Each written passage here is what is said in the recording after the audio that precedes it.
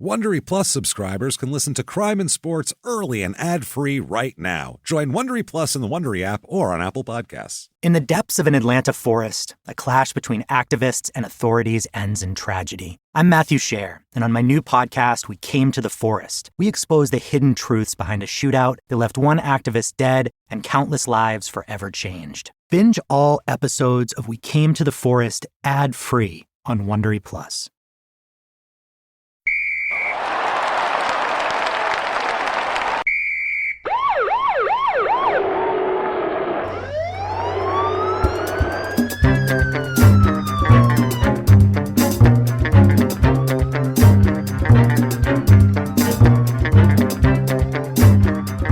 Hello, and welcome back to Crime and Sports. Yay! Oh, yay indeed, Jimmy. Yay indeed. My name is James Petrogallo. I'm here with my co-host. I'm Jimmy Witzman. Thank you, folks, so much for joining us today on another insane edition of Crime and Sports. We have just a bad guy today. Just a bad guy. And we've never done this sport before. No. So we have a new sport. This is our 343rd episode, and we're doing a sport we've never done before, which is exciting.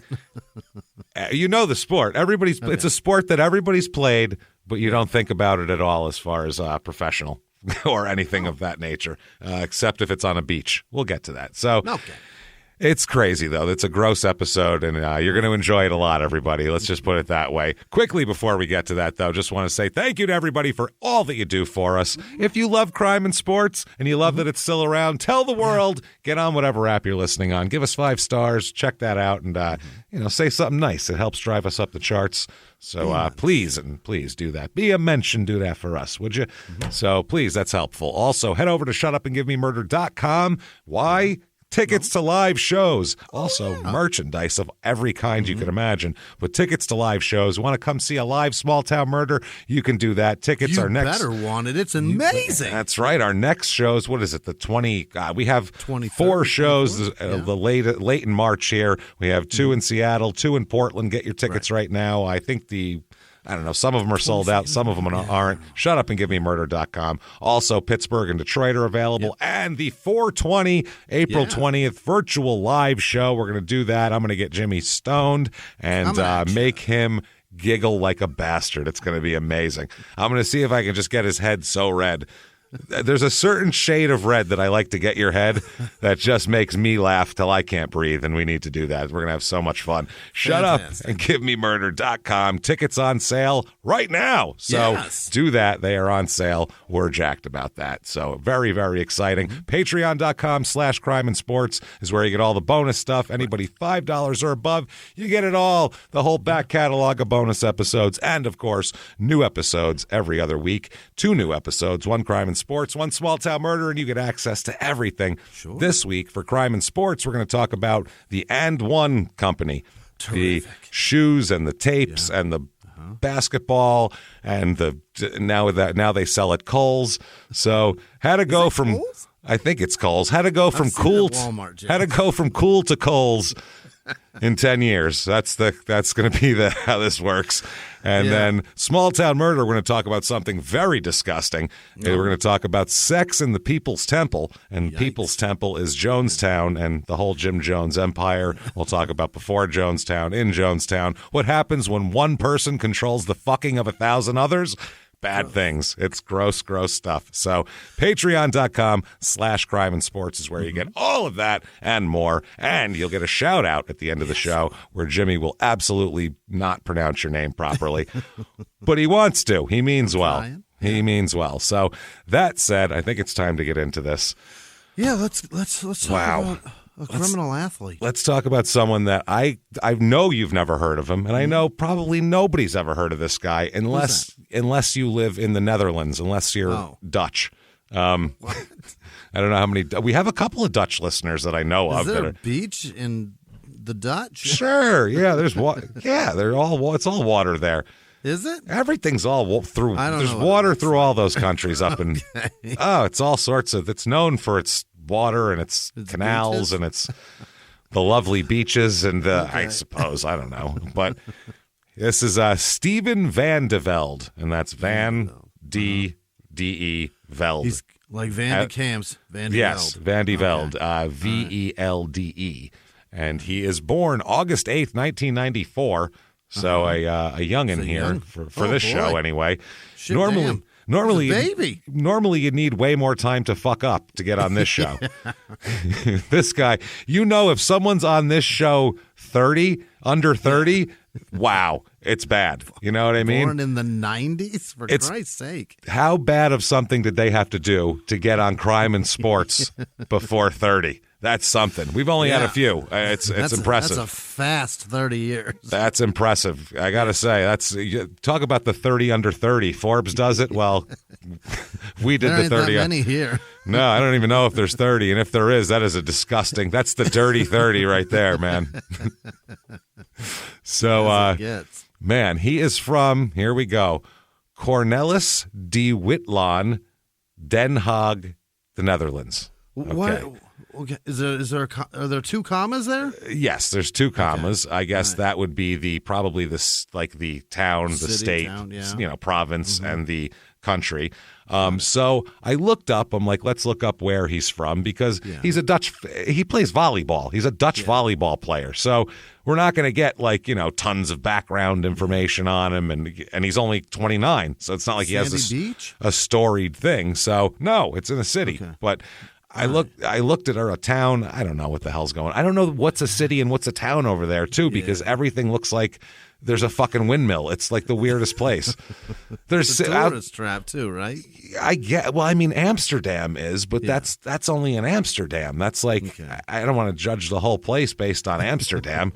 I can't imagine. I know there's like hills and fields, and I doubt there's whorehouses there, probably, red light gyrating women in the window, opium dens and shit like that. Probably not. That's probably just in the red light district in Amsterdam. So Red Candle District out here? Yeah, it's the Red Candle. It's the Red Wheat District out here. It's the Red Tulip District. They had a lot of problems with tulips back in the day, the Dutch. So I did some looking up here, and I looked it up, and basically what I could find is nothing. Who cares about where he's from? I don't know. It doesn't matter. It's one of the Oregon countries. We don't fucking know. Wooden shoes, blah, blah, blah. You understand all the stereotypes. I don't, but you guys. So I looked it up, and it seems to be named after a ruling family, from back in the day. So I find these people, it is the leader for 22 years of this country from 1650 to 1672, I believe, was Johan de Witt or de Witt or however. I don't know if they say it the German way or if they say it that way. Johan de Witt. Okay, so that's de Witlaan. It's from that. So I'm like, okay, he was the leader. His brother was Cornelis, which is what this town is, Cornelis de Witlaan. So I'm like, all right. So I looked all these up. Cornelis is the older brother. So his younger brother was the ruler of the country. Which son of a bitch. That's always going to be something. The worst. Because if you're the younger brother, you should just accept that you're fine with that. Like, I was born second. I'm going to lead a life of leisure and ease and without half the stress of this guy. You know what I mean? You're going to wash my feet. Look at Harry and William. Look at what the stress of knowing what you're going to be king makes you. It makes you bald as fuck when you're 27. Whereas the other one, it's still not good, but he still had his little red afro till he was at least, 30. So, because he knew he had there, no. Isn't it? It's pretty thin though. I see what you mean. Yeah, it's a wispy. It's you look through it and you're like, Jesus, Harry, what is that? There's some gaps, bud. It's just all. It's not. He doesn't have any big spots. It's just all thin. You're like, ooh, that's not good, Harry. That could all go away. In one day, you could wake up and be completely bald. I can still see a lot of scalp, sir. That's awful lot of scalp under there. So I'm like, that's tough, though, if you're the older brother and you're like, okay, I guess my younger brother's amazing. There you go. Their whole family, their uncle held the position of Grand Pensionary, Pensionary of Holland between 1619 and 1621. So they're a rich, aristocratic type of family. Okay. So, oh man. All right. Their father was an influential, just rich guy. Influencer of his day. And their mother, same thing, came from an influential Dutch military family. Her father was a Dutch military leader and cartographer, so he made maps. Mm-hmm. So, that's pretty interesting. So through all these marriages, these very strategic marriages, they ended up consolidating all this power so one of them could be leader of the country, which is wild. All right. So DeWitt here, the leader, DeWitt Johan, by the way, this is going somewhere really amazing. Trust me, this isn't just boring Dutch history. I would not tell you about this if it didn't end up in an incredible place. Okay. So Johan also contributed to theories of financial mathematics. Okay. He banking? Yes, I guess he wrote a paper or a book called The Worth of Life Annuities Compared to Redemption Bonds. What does that mean? Yeah, well, I'll tell you. This work combined his roles as a statesman and a mathematician and was discussed in the correspondence between other people and use of probabilities. He was a mathematician at the time. So ever since the Middle Ages, a life annuity, like there's annuities now, where you kind of invest in a bunch of things at once and funds, were a way that people would invest their money. Really rich people, they would always do that. It's you invest in the blue chips and it just keeps earning. So they said the state could provide a widow with a regular income until her death in exchange for a lump sum up front. So you'd put it in and then they would dish it out to you with interest over time, like an investment. So there were also redemption bonds that were more like a state loan. And DeWitt showed that for the same principle, a bond paying 4% interest would result in the same profit as a life annuity of 6%. So that made him super smart. I don't know what that means because I'm an idiot. I don't know shit about money or math, really. I'd like to have some, but that sounds stressful. I don't know. If I have to know that stuff, maybe I'm better off because I don't know what's going on there. I can't. That is sure. Low number is feels better than the high number? I don't get it. He just did the math and extrapolated the numbers over time and figured it out. But I mean, he did it. They said that this publication about life annuities is, quote, one of the first applications of probability in economics. Okay. So he, like the modern economics, he was one of the first guys to come up with just to forecast it. Yeah. Things that we think of as just a simple thing of just, this versus that. At the time, they didn't think of it like that. He, I guess, redid how they thought about it. So he's the leader, Johan. Cornelis is his little brother, or his older brother. So there's a faction that hates them and wants them deposed. That is the motherfuckers. The Orange faction, it's called. Oh. They call them the Orangists. That's the faction, okay? So they got all their money in concentrate frozen orange juice. And then Billy Ray Valentine and Louis Winthorpe are going to fuck everybody out of it, man. They're going to take these two down. That's who these two are. Randolph and Mortimer is now all I'm picturing now. They're all going to get raped on a train car by a gorilla. Yep. Well, Jim Belushi fucking screams about how in love they are. Thinks he got laid.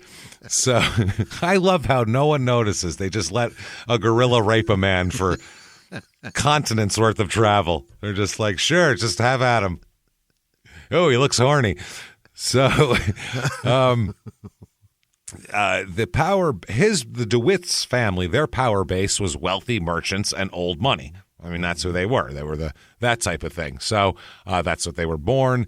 And there was another, they would stress Protestant religious moderation and, defending commercial interests and that sort of thing. The Orange faction was the middle class, and they wanted somebody from the Dutch House of Orange, that's why they're called the Orange faction, as a counterweight against these are just really blue blood aristocrat people that have no idea what's going on at all. At all. They have no clue. Completely out of touch with the village folks. They have no clue. They never were. Their families for generations have been. Back then, there was a huge divide.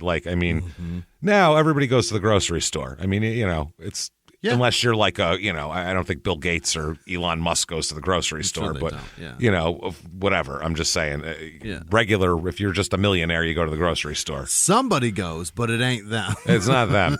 Yeah, they're not going themselves. Going. I hear that. I hear zucchini's on sale. I'm gonna get on down there. Peaches are in season. Oh boy, I can't wait. So they wanted somebody there. So during 1692, the Dutch refer to this, by the way. It's known as the disaster year. Oh, the disaster year. So what the hell happened? That's not good. France and England attacked them during the Franco-Dutch War. What the fuck? France and England, by the way, hate each other, but seem to like to team up for wars once in a while. They love to bully folks. It's so you don't get any more contentious relations than the French and the English. They hate each other. They really do, but they tolerate each other. They understand that when there's an aggressor, they really got to band together in both world wars, and they figure it out. But somehow you take them off their own little places, and they thrive together in Quebec. Yeah, they're doing great together. Still hating each other, but they can mix and meld. So DeWitt was wounded by a knife-wielding assassin on June 21st of 1692. This is Johann.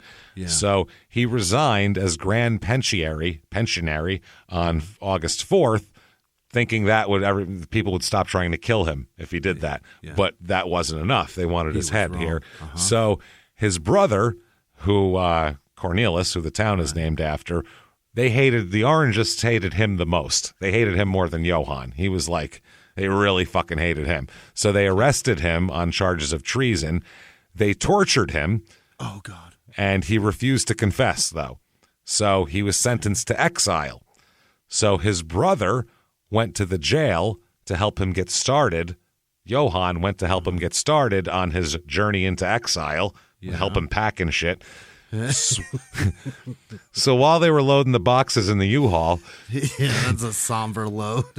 One of them's like stepping up on the bumper while he's got the end of the couch, and he's like, "Hold on, let me get." Jesus Christ! You put a couch in a U-Haul, and you don't have the ramp. You got to get up there. So they're doing that. While that happened, here comes angry villagers, basically pitchforks and torches, and they want blood from these two. Gotta leave all his shit? No, they wish they could just leave all his shit. Instead, they attacked them. This is the Hague's civil militia. Both brothers were shot and killed, and then just left to the mob for the mob to rip them apart. Just tore them apart. I'll give you, here's a quote. Their naked, mutilated bodies were strung up on the nearby public gibbet. I don't know what a gibbet is. I assume some sort of post. It's gotta be something elevated. While the Orangist mob cut out and roasted and ate their livers. You guys, what? They fucking turned to cannibalism in the streets. Yeah, what is that? How do you hate somebody so much and then you make them a part of you? Let's eat their livers. Yeah. What the fuck what the hell is going on? Open them. I want it. Is this how we think of the Dutch? No. I think of the Dutch as like a calm, blonde people. They just walk around. They just seem calm to me. There's windmill. I think of a windmill and calmness because of a windmill. Windmills are calm to me. I don't know. Marijuana and paid sex makes a lot of smiles. Yeah. There's heroin. I mean, these people are calm. Yeah. They're not eating each other's goddamn livers over there. What's going on, man? I was like, wow. That is who knew they are vicious. Then some people just cut off and took parts of the bodies either as souvenirs or to eat them. One man plucked out and ate an eyeball. What the shit? Yes. So that's that's what happened. Oh, my God. So that's where this town came from. See why I told you about math and shit? To get to that, they ate these people. Keep loading. Hurry, Cornelius. They're right there. Oh, fuck. Jesus Christ. No, I can't get up there. How important is this painting? We're both going to die. Leave your love seat. It's a piece of shit anyway. You know you got it at Goodwill. God damn it. Let's go. The dog chewed the corner already. Oh, my God. So you know that if I start talking about math, it's going somewhere. Trust me. That's pretty great. That's how we get to Steven. Now, Steven... always a good athlete. He's like, he's 6'6", so that you're going to be Are there a lot of those there? Yeah, tall. They're a bunch of tall, Are they blonde. that big? Jesus. It seems like it. He's a big, handsome, blonde, athletic, 6'6", lithe. Yeah. You have to be a good athlete to play volleyball. It's a lot of moving and jumping, and it's really an athletic sport. You got to be able to do a lot of different things with your body and have a lot of body control. And to be 6'6" and have that body control, it's like basketball kind of, in that way. So he played volleyball. I guess he played soccer and tennis when he was a kid and all that kind of shit. And like I said, if you're a big, good athlete, as a kid, you're going to play everything because you're going to be good at it. So he's Dutch and tall and handsome and a great athlete. Grace. That's it. That's it for him. He's too young. Say Grace here. Yeah. Now, I see in different places it says he plays different positions. And I know volleyball, I know there's some people that hang out in the back more, but I thought they rotate. But don't you they? rotate. You move around, right? And he plays beach volleyballs, he's playing 2-on-2 also. Yeah. So if you're playing 2-on-2, I play the left position. Yeah, you kind of go back and forth, and then it can all break down. It depends on where the ball goes. Right. It's like basketball. Like you can be here, but if someone sets a pick and you have to go here, there's a switch, and now it doesn't matter. Yeah. You're defending someone else. You have to be able to roll with it. So, and there's got to be positions, right? Because otherwise it would just be cheating. Who's got the tallest person in front of the net? I guess, but I see that they call him an attacker and a receiver. Okay. So those seem like different opposite things, but I don't know anything about volleyball. That sounds like top and a bottom. Yeah, exactly. That's what I was going to say. Attacker and receiver really sound like I say you're get pitching rid of and top catching. And bottom forever. Pitcher, catcher. Let's do attacker, receiver. Although attacker sounds like it's unwanted. Kind of. But sounds non-consensual. That's what that is anyway. I mean, it sounds like it, but that's not good. We'll call him definitely receiver. Receiver should definitely be. That's the one. Yeah. The term. So he is, like I said, Netherlands here. It says, by the way, that he still has an EU passport, which I can't believe he'd be allowed to have an EU passport after what he did. Put it that way. Okay. Holy ballsack. So from what I see here, he wins the Dutch national championships. Him and a partner winning that thing in the under-20 division in 2011. So he'd have been 17 at that point. Yeah, and he's winning. He wins there. Now, I have a list here of all the tournaments he's played in pretty much and his actual prize money. Oh. The prize money that his team won, so it's him and his partner together. So they just split it, right? So, every amount I give you, he gets half of this. And I got to say this. Volleyball does not seem very lucrative. I hope there's like a coconut oil endorsement or like a banana boat contract. Like the big banana boat deal or something because I don't know how the fuck you'd make a living and keep tan and in good shape and on the beach on this money sometimes. But it seems like that. I'm sure that it's lucrative to make those things, but I can't imagine they've got that much to spare, right? I don't know. Whenever you see like beach volleyball, there's a bunch of people there, but it's like it looks like there's like 200 people there. Yeah, but I mean, like banana boat is like $7 for a tube. So it can't be that lucrative to make that shit. They can't. I mean, it's probably sell a lot of it though. Yeah, everybody, I guess. Like, I mean, Coke is $1.29 a bottle, but that's a good point. Hire LeBron James to drink Sprite. But I don't know. I don't know the formula and how the cost effectiveness. You know who could help us with this? You know who could help us with this? Johan DeWitt and his math and his probabilities. And this is why we said we're idiots, because we don't know these things, and he does. And I can't believe how quickly that came back to bite us in the ass. Tell me the overhead of Sunbum. Yeah, I need to know a lot, and I don't know it. That's literally, I think, what he was talking about, how to go over time and do all that. That's exactly what we don't know how to do because we're stupid. Finances of Coppertone. I need to know what they're making. That little girl with her ass showing, which I don't know why that's still on a bottle. The dog is pulling a child's ass out. What is that? You know, it's funny. Children's nudity. Nope, not really. I think we'll probably put that on the shelf now, I think, these days, right? It's like the first America's Home Video, a dog pulling a child's ass out. Yeah, and they're like, perfect, put it on every bottle. It's going to sell so much. My God. So I see in 2012 here is when his money starts. He makes, from what I see, no money in 2012. Wow.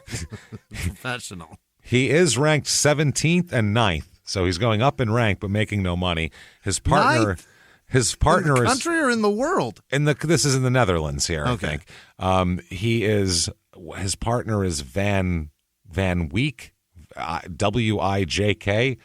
Oh. I don't know, but they make no money either way, so who gives a shit? In 2013, his partner is, this is amazing that this man plays volleyball. His name is Spikers. Oh, sick. SPIJKERS. His fucking name is Spikers. That is awesome. That's so cool. That's like a baseball player named Homer. That's his last name is Homer. Johnny Homer. That's like that. No, that's amazing. Billy three-pointer, and he plays. It's ridiculous. Spiker? Yeah, your last name's good. Dunk, and you're in the NBA. That's the equivalent of that. That's so cool. So this year, he makes a couple of bucks. We're used to talking in millions in our show, or at least hundreds of thousands with professional athletes. But I see, I'll go down the list here. April 3rd, 2013, they make, as a team, $112.50. For the year? That day. April 3rd, Saturday, April 3rd, 2013, at this tournament. Big payday. They make 112, so they 66 fucking 25 a pop right there. That's nothing to sneeze at. Do they do that in dollars, or is that like? This is in American dollars. This is in U.S. dollars. Is it a check or is it merch that's valued at that? I think it's a bunch of banana boats and one artist's rendering of that little girl's bare ass with the dog pulling her underwear down. I think that's what they give you. I want it to be one pair of Ray-Bans that they have to share. This is for you guys. One lens for each of you. Wear it like one a monocle. For each of you. I got two lenses, one for each of you. So April 23rd. Of 2013, they make $2,300 that year. Oh, or that day. So they, that's not bad. 24 today. That. Yeah, they split that. Then April 30th, the next week, they make $2,750. Now they're doing it. $27 or $22. No, $2,750. Okay, that's good. So now these are all, by the way, these are in China. This tournament. So they had to go to China to make $5,000 as a team, though. Which that's a flight and hotel, man. Yeah, I can't imagine. Even if the Dutch are putting you up, to go to China, I'm not going to China for $5,000. Like, I'm telling you that right now. No way. And I'll take $5,000. I'm looking for $5,000. Don't get me wrong. I'm not sneezing at $5,000. But if it's in China, you can keep it. That's too fucking far. It's just too far. You won't get anywhere near $5,000. Nope, just too far. You might take home $600 after that. After all that's over with, and I don't know what kind of Chinese income taxes I have to pay on that if I win it over there, and then I got to pay them at home too. How does that work? Am I getting double taxed here? And I'm splitting $2,300 with my partner for a match. I don't know. That's a lot. Then May 30th, so they make no money for the next month, and then May 30th, there's a tournament, and they make $500. Okay. So again, $250 a piece. Not great. Not a ton of money, let's just say here. It's not the most lucrative sport we've talked about. Yeah. So then on June 11th, so it's 2 weeks later, they make $2,750 again. So oh boy, there's something. Now, 2014, June 10th, $0. Did they lose the tournament or did they win and get nothing? I think they lost because they got 0 points as well. Like in the whole, I think that they do it like NASCAR or something. There's like a points thing, and at the end, whoever has the most is like the champion type deal. Yeah. Then June 25th, though, it's a banner day. They're in, I don't even know where the hell this is. Oh, Norway. They're in Norway, and they win $4,000 that day. Oh, that's their biggest day yet. Crushing it, right? That's good. $4,000 for an afternoon of volleyball sounds pretty good. Then they're in Russia playing a match on July 2nd. They win nothing. They're in the Czech Republic or somewhere around there. July 9th, they win nothing. So July 15th, they win $5,000, though. Hey. Yeah, they're in the Netherlands. They come home and they take it. Behind the closed doors of government offices and military compounds, there are hidden stories and buried secrets from the darkest corners of history. From covert experiments pushing the boundaries of science to operations so secretive they were barely whispered about. Each week, on Redacted, Declassified Mysteries, we pull back the curtain on these hidden histories. 100% true and verifiable stories that expose the shadowy underbelly of power. Consider Operation Paperclip, where former Nazi scientists were brought to America after World War II, not as prisoners, but as assets to advance U.S. intelligence during the Cold War. These aren't just old conspiracy theories. They're thoroughly investigated accounts that reveal the uncomfortable truths still shaping our world today. The stories are real. The secrets are shocking. Follow Redacted, Declassified Mysteries on the Wondery app or wherever you get your podcasts. You can listen to Redacted early and ad-free right now on Wondery Plus. In the 1980s, a rosé swept the country. Hey, Mike, I really like this White Zinfandel. Well, good. Now put it down. We're going to try another one. White Zin became America's top-selling wine. But most don't know that this sweet drink has a sour history. What began in 1986 with counterfeit bottles. A big fraud, a multi-million-dollar fraud. Sent investigators chasing one of the most powerful families in the business, the Licciardis. But the closer the feds got to them, the more dangerous things became. It's a story of deceit. At the time, I was paranoid. Threats. You touch my kids, I will kill you. And murder. With a .22 caliber bullet to the head. What started with a scheme to mislabel wine spilled into a blood-soaked battle for succession. Welcome to Bloodvines. You can binge listen to Bloodvines exclusively and ad-free on Wondery Plus. Join Wondery Plus in the Wondery app, Apple Podcasts, or Spotify. Then, though, July 23rd, August 7th, September 11th are their next three matches, 0, 0, and 0. So they make $2,500 in July, but then by September they still better have that $2,500 because they've been out of money for weeks. Yeah, that's a rough way to go, man. And so 2015 they win the national championship. Oh, him and his partner, him and Michael Van Dorsten. Everybody's got a van over there. Yeah. Michael Van Dorsten represented the Netherlands in the 2015 European Games after they were the national champions. Yeah. So they did it. Let's see what kind of money that gets you in 2015. Well, May 9th through June 17th of 2015, they made 0, 0, 0, 0, and 0. 5 straight goose eggs.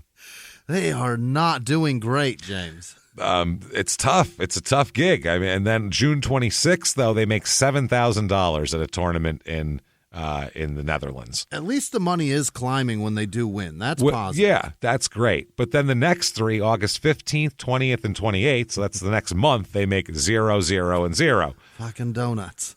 So it's feast or famine here, honestly. Oh, man. This is worse than selling cars. This is bad business. This is like stand-up comedy. This is like, being like a cruise ship comic or something. You get a couple of gigs and you're like, I better get some more here soon. If I don't get booked, it's over. One of those deals. So yeah, his partner, by the way, when he's Dutch champion, he in 2015 he wins another tournament to be Dutch champion, and his co-player, his partner is Dirk Boehly at that point. Yeah. Then after that, 3 days after he's a champion, he is brought up on some charges. In England. Oh. The English have indicted him, or whatever the English equivalent of that is, brought him up on charges, and that hangs in the air until January 8th, 2016, when he's finally arrested and extradited to England. Oh, they took him back. They yanked his ass over there to England. Now, He's fucking extradited. So if another country is going to come pull you out of your country, you had to have done something bad. There's a question that we need to talk about for sure. You didn't write your name on the wall in spray paint or some shit. No, you did something. You didn't piss in an alley. You didn't. You didn't. You stole a car or worse. This is bad. Okay. Well, he, when he's 19 and 20 years old here, 2014-ish and on, he had made friends with a girl on Facebook. Oh, no. Commented on a photograph on a person's Facebook account, and then they began talking back and forth here on Snapchat and Facebook and Instagram. Going on all the socials. And she's 12 when they meet, though. That's the problem. She's 12 years old, and Does he know that? Absolutely. He knows that. He is well aware of it. She tells him, I'm 12 years old, and he goes, I'm 19, 20, whatever he is at the time. No problem. They're talking. He said he was a volleyball player who played for his country, and she so she could, see who he was, and she researched him on the internet to confirm that that's who she was talking to on Skype. They were Skyping back and forth. Oh, my God. So she wanted to make sure he wasn't catfishing her, right. saying, "Oh, I'm a 6'6" Dutch volleyball player," and just some troll in China today. When she found out, wow, you actually are that guy, and she's a child, also a baby, that's like a 7th grader, 12 years old. Dude, I have one. Yeah, it's a baby. They're a tiny child. It's a tiny child, and they're so bitchy. How long is the list of things you would let her do by herself outside? It's so short. It's real fucking short. There's a very small time window that I'll allow that too. Yeah. It's, take the trash out. There on the property is one thing, but I mean off property. There's zero. Absolutely zero. How many adult Dutch volleyball players would you let her hang out with? How much money they got? That she met on social media. Let's see, $7,000 one month, and then nothing, and nothing. Not a lot. It's the same. There's the same amount of them that he made in August, was it? Yeah, exactly. Zero. This is disgusting, is what this is. So he's talking to her on social media. You can call that grooming, would be the best word for that. The technical, medical, I guess you could say, legal word. Yeah. Legal word for that would be grooming a very young child here for weird activity, because there's no reason to be friends with a 12-year-old. Yeah. There is none. Beyond if you're a famous athlete or you're an athlete and some 12-year-old writes you a letter or an email or social media saying you're really cool, and you go, awesome, dude, you keep playing too and all that. That's great. That's fine. Babe Ruth used to go sit with a bunch of kids and talk about baseball and shit, and they take a picture of it. That's fine. Yeah. This is not okay. I don't think Babe Ruth would have Skyped anybody. I don't think he was way too drunk to figure out how Skype worked. How did I get this? I can't hear you. It's the microphone. It doesn't work. I don't know. Shit. I don't know what to do here. Never mind. Bye. Click. My camera on. Bye. And he just break it. Just hit it with a bat. So this is gross. It gets way worse. What? So he's talking to this child, which right away, whatever legal action you can take against this guy for that even is I'm okay with. There should be some. It's the whole premise of To Catch a Predator. Yet somehow those guys don't all get charges, which is fucking crazy. It's That's so insane. dependent. It's dependent on very specific legal things, though. Yeah, I get dumb. it. Yeah, it is. If they show up, come on, arrest them. If you show up and it's dude, but you don't know. A lot of times, too, though, and this is because I saw one case where somebody sued them or some shit like that. A bunch of them did. Because they don't show, and I'm not defending pedophiles by any means, but they don't show exactly. A lot of times the messages that they're sending these people, they're not showing them totally. Yeah. You know what I'm saying? So it feels like you're defending it, James. No. I'm saying that legally they fuck themselves by sending messages that make the other shit null and void that would actually get. Yeah. So they fuck up their own legal case is what I mean. It's the scumbags, but legally they fuck up what you can do. Essentially entrap them, and that throws it all away. But sending your dick to a person that says I'm 12, that should be enough to lock them up for a long time. I think that is. I think the ones that don't get arrested hopefully aren't the dick people. I would hope. I don't know. You should at least spend a night in jail for that. Like you're getting taken to the ground and cuffed at least for that. I don't know if charges are going to be filed or whatever. That's up to the attorneys, but someone handcuff this guy, please. Even if we drop the charges, there should still be like a little tab in his file that you could click, and it pops up and says, was once on To Catch a Predator. Yeah, he was on. That should definitely be on all your resumes. Your resume should certainly lead off with, as seen on. That one guy that said that it was references Chris Hansen. Sorry. Pedophile Straight face resume. looked right into the camera, James, and said a virgin would be the cleanest and best thing I could get. And Chris was like, say one more, and it got him to repeat. Pardon? Dog, she is 13. What the fuck are you talking about? Are you out of your fucking mind? The grossest words are said by these people, and they're pedophiles. They're disgusting people. Yeah, clearly, obviously. But they showed up, and that's enough for me. I don't give a fuck. I agree. Was said. I agree. don't care if you're invited to a house by a 12-year-old that tells you they're home alone, and you've discussed filthy shit with them. We should at least cuff them up. We should at least cuff them up. But you can't. I'm talking about that, when we're talking about like a district attorney actually taking an indictment to a grand jury, they have to have, there's certain parameters everything has to meet. And if you fucked it up, then they can't, you've messed up their legal case. And, there's that sort of shit. Yeah, there is still the air of opportunity of lying. And when you show up, it's a 25-year-old girl who makes fun of you for trying to fuck a 12-year-old and then you bang a 25-year-old. Or more than likely, it's a 48-year-old man. That's the more than likely who it is. And so I don't know if that's it. But yes, we should. You show up, you're getting cuffed, I believe, no matter what. Every time you're getting tackled and cuffed. I want them to show up in the kitchen. Hey, what's going on? Chris Hansen walks out. They get all freaked out. Then a huge guy comes out and tackles them. Just blast them. Whoever tell them you can go out that door if you'd like. NFL defensive MVP that year. You hire them. It's a big deal for them. They come out and just boom, full pads and everything. Just pow, blast this guy into the fucking wall, plow him through the drywall. That would be amazing. Hit him like a streaker. Yeah, up against the counter, just pow. Condoms falling out of their pockets and shit. That's what I want. I'm so mad at him for ruining that show because it's so good and he just fucking threw it all away. The new one sucks. The new one sucks so bad. Oh God, it was great to watch because he's in his 60s banging 19 and 20-year-old girls, and now he looks like a jerk. Now it's all ruined. The look on those guys' faces when he would pop out was amazing. Because he's the opposite of an underage girl. Yeah.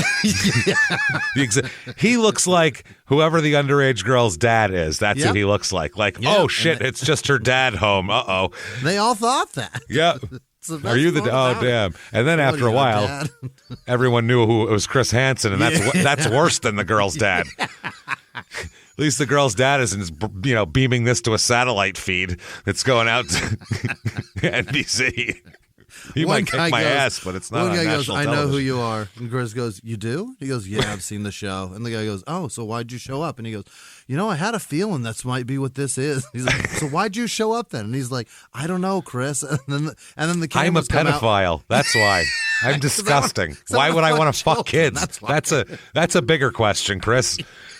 The larger question here is, why do I want to fuck kids to begin with, Chris? Yeah, Let's start there, and we'll work curb your ego, Chris. Yeah, we'll work our way up to why I would want to be on your show. The bigger question needs to be answered. Why? And Chris blew it. It's all ruined now, and I want it back so bad. Oh, it's so good. But he was like, because Chris Hansen was like this. everybody liked him because he was like this. He'd step in. What are you doing here? Yeah. And then he like was snarky and mean. he was smart. Well, why'd you bring cookies then? You know, he was like he would really make the person stew in it. You know what I mean? Yeah. Why'd you say you wanted to show him your penis? And what? What? I didn't say that. Is this your penis? Is this your? You said, hold on. You said I can't wait to show you my penis. Is that you? Are you Mighty Penis 426 at yahoo.com? That's you, right? So this is your penis. It's penis. It's all penis, sir. Did you say I want to lick you? I love when they go, please don't read the chat. Yeah, please don't read it. Oh, no, we're going to read it. I know what I said. Don't say no. I know what I said. Oh, that's all right. We'll put the text on screen. We don't need to read it out loud. Did you really tell a 12-year-old that you want to make her come? Chris said that to a man. Oh, I know. He would say that like, really? Choice of words. Fascinating. Interesting. That's how he would say it. Oh, God, I want it He back wouldn't so come bad. out outraged would be the thing. He wouldn't come out like, you scumbag. He'd come out like, curious. It was like just ponderous. Interesting. He'd pop out like this is like the most interesting thing he's ever seen. You know, I got some questions. Have a seat. He wouldn't even come out like, I would like hop out. He'd just walk into a room. I'd just pop into the open doorway like, gotcha. You know what I mean? Gotcha, motherfucker. Yeah, bitches. You pedophile, motherfucker. Bet you didn't expect this bass in the voice, did you? Yeah, that's right. Aaron Donald, tackle his ass. Yeah, get him. You know, fucking. So good. Come on. That's what I'd have going on. That would be great. And then I'd be standing over his fucking prone, broken body being like, did you say you wanted to make a 12-year-old come? Sir, is this your penis? And just put it like 2 inches from his face. Sir.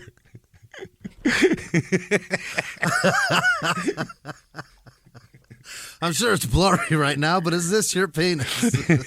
I know there's blood in your eyes, but wipe it away and tell me if this is your penis. We'll put it on the screen so everyone can see it. Don't worry. It's the greatest show that ever happened, man. It's so good.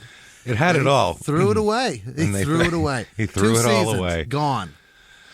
Oh, that's so sad, man. That's so sad. It's the greatest thing. It's like whoever hosts that show, we have to keep him in a bubble so they don't go out and do some shit that's like what he's talking about. Don't ruin it all. this. Don't listen. Don't you dare fucking ruin this. Stop fucking your credibility. This is awesome. There's no one that you can trust really that you know is not. No. I mean, you can't do it with anybody. Mitt Romney's going to host it? Like, you know what I mean? Like, who's a complete dork or, a Mormon or something that's, I don't know. At least they're not women. Mike Pence can do it. That's not political, by the way. That is. No, that is just factual. Making fun of him being really weird. Why don't you trust yourself? On a personal level, I don't give a fuck about the politics. Just on a personal level, That's I'd be like, a very bizarre fact about you, man. If you were friends with their kids, you'd be like, your dad's kind of weird. He's a fucking dork. Dude's a dork. That's all. Either way, and that goes for I pick somebody on the other side, and we'll go, yeah, that dude's a dork. I don't give a shit. It's not political at all. So anyway, this asshole. Yeah. He's an awful man. Back to this particular asshole here.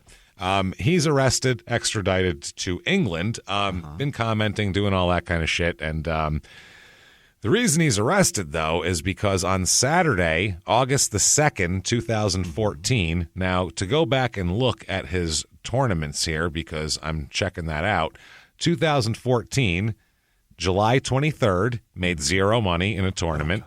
August 7th, made zero money in a tournament. Nothing in between. August 2nd, he's in England. Oh. So there you go. He's in England hanging out going to meet this girl, Milton Keynes. Milton Keynes. It's a place? Milton Keynes. Yeah, it's a place. It's a town. Travels there, gets on a flight, goes there, and meets her. Okay. Now, she told her family she was staying at a friend's house. Oh, God, Jesus. And snuck out and tried to book a hotel room, but couldn't get a hotel room. Because she's 12. Because she's 12. And He got there. They couldn't find a room. There was no rooms. There's no hotel rooms. This could be all for naught. He traveled all the way there without getting on Expedia for a minute or whatever the fuck. I'm trying to think of 2014, what people Fucking travel everything. sites, people, anything. Just a hotel in this town. Travelocity. Figure it out. Google. He doesn't think to do that ahead of time. So he's not a real he doesn't have a lot of foresight for a pedophile, because as we see from those shows, those pedophiles come prepared. Oh boy, do they! They've been planning this. This is their whole thing. It's like their, like Ted Bundy had a kit in the back. That's what, like, their kit. This is my kid fucking kit. Drove an hour and 40 minutes. He stopped nearby so that the pizza's still hot. Exactly. Yeah. He baked these cookies today. These aren't old. Yeah. He didn't stop we at the want store. these soft. These are fresh baked with, And there's a penis bump in the car. I was going to say, penis. I love when they find like weird sexual shit on them too. That's the best. One guy had a dildo that one time. You see the dildo guy? Every one of them are like, I wasn't going to do nothing. Really, man? Yeah. That's why you brought condoms and dildos. The dildo, though. Move in your pocket. What were you planning on doing with this? What is he? I love when they ask questions that there's no other answer to than the obvious answer. That's the question I love. What were you planning on doing with condoms? We were going to make water balloons and throw them at each other. No. What do you think I was going to do with condoms? Wanted to fill them with water and put them in the freezer. We're going to have popsicles later. Put them inside of a child. I'm a creep. What do you think? I was going to put it on. See that penis that you have a picture of? I was going to put one on it. I was going to put one of them on there, probably. So this. Wow. Likely put it in a preteen. This is disgusting. So they couldn't find a room, so they went to Furtson Lake there, which is in the town that they were at, where they drank Baileys. He gave her liquor. Irish cream? Fucking Baileys, dude. Wow. Because that's palatable for a child. Yeah, but it's going to make that girl throw up. He's out of wine coolers, Jimmy. What do you want? Stop making Zima 8 years ago. Yeah, he's really upset. He's like, damn it, if I only had some Zima, I could really. And then she gave him oral sex here. Oh, okay, Jesus. I'm being clinical from the court document here. We don't need to go further than that. We get it. We get it, and we're all grossed out by it. So, unfortunately, Chris Hansen didn't emerge from the lake like the Loch Ness Monster and say, "What are you doing there with this?" He's so late. What are you doing with that Baileys? Oh my God, Jesus Christ. And that night, they stayed together. This is fucking ridiculous, okay? He's a 19-year-old national Dutch champion, and this guy's traveling intercountry into another country. Crossing borders for pedophilia. Pedophilia across borders is not what we're supposed to be going for here. He's doing this to get there, doesn't even have a hotel room, fucking gets oral sex from a 12-year-old, which is fucking disgusting. It took him, this was like 3 months of grooming too, by the way, online shit. They slept in cardboard boxes under a stairway at the Premier Inn at some shit hotel. So the romance. They slept in cardboard boxes like fucking rail hobos under the hotel. You got to find big boxes, and now you're on a trek around town to find housing. No wonder why this scumbag likes 12-year-olds. Yeah. A 19-year-old. No. A 19-year-old, she might blow you by the lake. Right. You could probably, if you give her enough Baileys, maybe she'll blow you by the lake. But if you go, hey, let's go sleep in these cardboard boxes now, she'll go, no. I'm not doing that. And then also, she's definitely not going to do anything else with you ever again. No. So instead, he could cut windows in this and write flower shop on the front. It's fun for this girl. Yeah, maybe they're just playing house. Maybe that's what it is. Yeah, they turned the box upside down. You're like Stewie from Family Guy when he sat there at the table and Maybe the clubhouse. Yeah, maybe that's what happened, because that would be perfect, because she's 12. That's what. It's awful. Absolutely awful. Holy shit. I think my friends had a fort when we were 12, you know? Like, that's what you do when you're 12. Wow. So they slept in cardboard boxes, and then the next day, they're still not able to book a hotel room. I don't know if if there's a convention in town. It's summer. It's the travel season. The travel, I don't understand what's going on, but this place, there is not a goddamn hotel room in sight. So they went to her parents' house where her parents were at work.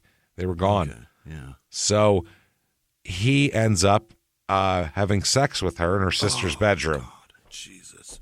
He ends up, well, I don't care. She's 12. He rapes this girl in her sister's bedroom. It's 12. I don't care if she's into it or not. She's 12. She's not she's not legally allowed to be into it yet, and you're not legally allowed to care if she's into it. You're not supposed to do it. The whole reason, even them asking those people to come to the house on that show, I don't care.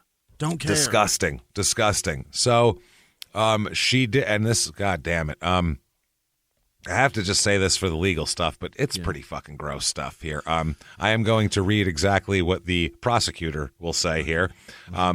While he did not ejaculate inside her and stopped when she said it hurt, before he returned to the Netherlands, he advised her to go get the morning after pill because, he didn't use any condom or anything, obviously, because, fuck. If you're going to travel, didn't even bring a condom. That's what I mean. At least the To Catch a Predator guys usually bring condoms. So it's very at least they were in their wallet, planning on having safe pedophilia instead of whatever this is, fucking disgustingness.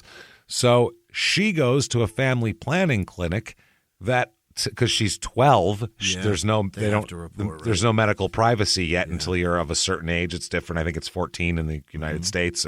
Or different states, but I don't know what it is there. Oh, because she was not 13. It's 13 there. She wasn't 13, so they not only notified her parents, they notified the authorities of this. Yeah. So they were called in. How did he not think of that? How did he not think a child buying the morning after pills maybe going to raise some red flags? You figure out how to. Here's two things you should have thought of before you got there: hotel room, and that. If you were going to do that, you fucking scumbag. I'm not trying now. I don't want to encourage anybody to. I don't want to give you a blueprint map. Yeah, to go do here's how you get away with it more easily. That's not what I'm saying here. So then he booked a flight home and traveled on back to the Netherlands that night. That was the only thing he went there for. Yep, literally slept in a box and then banged her, and then this is disgusting. God. Fucking rapes a child. So, he does this. Then I love, by the way, there's an article from an English newspaper, I think it's the Mirror, that says, quote, "The pervert flew from his home in the Netherlands to Milton Keynes, Buckinghamshire, in 2014 after forming a relationship with his victim on Facebook." The pervert flew. He's just not even his name. He's just the pervert, which is amazing. That's perfect. A comic book villain for sure. The pervert. And he's just all, with a big P on his chest. I'm the pervert, man. Big P on his chest and just a rock hard dick on his thigh. Rock hard dick, and his whole front is just like a Velcro hatch that flap you can pull open at any point. And he wears a trench coat. For sure. Yes. So, that's how the parents found out about it. The parents were mucho pissed off about this, as you might imagine. You fly here to get my daughter drunk and rape her. So, that's not good. Not great at all. Then, after that, even though there was a goddamn warrant for his arrest in England that he knew about from fucking August of 2015, he kept... they had continued contact after that. Oh, my God. He still kept talking to her. They continued to speak online, with him sending her a request to follow him on Instagram as late as November, as late as months after this. Gross. When the authorities already knew about this shit and he was already going to be arrested for it. I guess, you got big things going on in your government and people to look for, but somebody crossing state lines and country lines, borders, international borders. You have to show your passport to do that. Yeah. I think EU pass. That's EU. So I don't know. Can you go within the EU? I'm sure there's some sort of paperwork check in between countries. Christ, yeah, right? there's got to be a keep an eye on who comes and goes. I get because it's this not guy's it's not the 40s. It's probably not armed guards or anything. But I don't know. Something. Maybe probably. there should be A big gate that comes down. I don't know. Yeah, maybe this girl would still have her innocence had you had that. They'd let this guy in anywhere. Yeah. I'm playing volleyball. Oh, come right in, you tall fucking 6'4" handsome. Look at son you, of a bitch. 6'6". Oh my god. Never mind 6'4". He's yeah.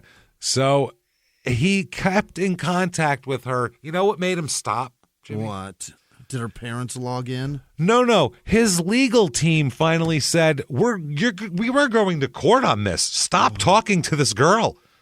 You're still literally, we have trial in like 2 weeks. You're still talking to her. Are you? There's no way this is the first time then. If they have to step in to stop him, it's been God. He got 3 months of grooming and flew over there, got a blowjob from a 12-year-old, and then fucking and then slept in a box with her, banged her at her parents' house, and then fucking gets on a plane and flies right back. Oh God. He does this. This is his jam. Yeah. How many girls is he talking to? Yeah. That's what I want to know. Because he didn't just pick, this is just this one girl. How many? Let's see. How many accusers does Crystalia have? One? Right. No. Shit. No. It's like 20. Yeah. 30? I don't know. There's a lot. Allegedly. Whatever the fuck. But fuck him. Accusers, yeah. Yeah, accusers. But still, where there's smoke, there's a fucking warehouse fire. Raging inferno. A whole warehouse is on. A whole apartment complex is burning down when you see one little thing of smoke in the pedophilia ring. It's not good. Flammable cans of full. The term tip of the iceberg doesn't even come close to what we're talking about here. So, oh my God. His lawyers tell him to stop finally. Okay. And he stops talking to her. Now, the police statement here, the chief crown prosecutor for the Thames and Chiltern Crown Prosecution Service, Adrian Foster is his name. Yes, I swear to God. I was like, perfect. One letter in from a decent running back. Yeah, I was like, perfect. So they said, quote, the victim was befriended by Steven Van de Velde via social media, mainly Skype, Facebook, and Snapchat. After a few months of chatting almost every day, Van de Velde, that's the other thing. What are you talking about? What the fire inside of you to do that has to be so great for you to talk to a 12-year-old every day. Right. Have you ever talked to a 12-year-old who's not your child? No. Like one of their friends or something? Yeah, but like, hey, how's it going? How's school going? You don't care what that kid has to say. You don't give a shit about what they have to say. They don't know anything. They're not funny. They're not interesting. They have no life experience. Shut up. Yeah, shut the fuck up back there. You don't know. You can talk when I'll ask what you want from McDonald's. Before that, shut the fuck up. And really, I don't 12. even care. You're not I'm interesting. buying it. I'm buying what I want to buy you anyway. So that's it. You're thoroughly uninteresting at 12. You really are. To an adult. And if I ask a question out loud, it's because I'm waiting for myself to answer it, not you. I don't need you. A 12-year-old has nothing to offer socially to an adult. So, a few miles from the glass spires of Midtown Atlanta lies the South River Forest. In 2021 and 2022, the woods became a home to activists from all over the country who gathered to stop the nearby construction of a massive new police training facility, nicknamed Cop City. At approximately 9 o'clock this morning, as law enforcement was moving through various sectors of the property, an individual, without warning, shot a Georgia State Patrol trooper. This is We Came to the Forest, a story about resistance. The abolitionist mission isn't done until every prison is empty and shut down. Love and fellowship. It was probably the happiest I've ever been in my life. And the lengths we'll go to protect the things we hold closest to our hearts. Follow We Came to the Forest on the Wondery app or wherever you get your podcasts. You can binge all episodes of We Came to the Forest early and ad-free right now by joining Wondery Plus. He was hip-hop's biggest mogul, The man who redefined fame, fortune, and the music industry. The first male rapper to be honored on the Hollywood Walk of Fame, Sean Diddy Combs. Diddy built an empire and lived a life most people only dream about. Everybody know ain't no party like a Diddy party, so. Yeah, that's what's up. But just as quickly as his empire rose, it came crashing down. Today I'm announcing the unsealing of a 3-count indictment, charging Sean Combs with racketeering conspiracy, sex trafficking, interstate transportation for prostitution. I was up. I hit rock bottom, but I made no excuses. I'm disgusted. I'm so sorry. Until you're wearing an orange jumpsuit, it's not real. Now it's real. From his meteoric rise to his shocking fall from grace, from law and crime, this is the rise and fall of Diddy. Listen to the rise and fall of Diddy exclusively with Wondery Plus. This is terrible. Van de Velde traveled from the UK to Holland on 2nd of August 2014 and raped the young girl before traveling home again on August 3rd. She trusted him and believed he loved her, but due to her age, was in absolutely no position to give true and free consent to the sexual acts, obviously. So even in Europe, it doesn't matter. So they said, well, Roman Polanski's allowed to escape. He's been sitting over there forever. Good point. That's in, where is he? I don't know. He's in Europe. I don't know where. Yeah, I don't know what country he went to. I don't either. I don't Hungary care. or some shit? Does that still exist? I don't even know. I think that's where he's from. Or is he from the Czechoslovakia? I think is where he's from. You know what? Poland? He's Polish. I know that much. Polanski sounds pretty Polish, but that seems like right doesn't on the nose. Yeah, it sounds like he's from Milwaukee, so it's got to be something to do with Polish. He said that'd be hilarious if he was just I'd love to see a truck driver from Milwaukee named Roman Polanski, because there is one. How you doing? Roman Polanski here. Good to meet you. Good to meet you. So they said Van Velde had extensive contact with the victim on social media prior to the offense being committed and was fully aware of her age. Despite this, Van de Velde, who was well respected in his home country for playing volleyball at a national level, traveled to the UK with the sole purpose of meeting the victim and subsequently raped her. I hope this trial, well, he goes in to say he's going to, whatever. They say, I hope it acts as a deterrent to other adults who communicate inappropriately with children online. They say also that they take all reports of sexual offenses toward children seriously, and you should report them and all that.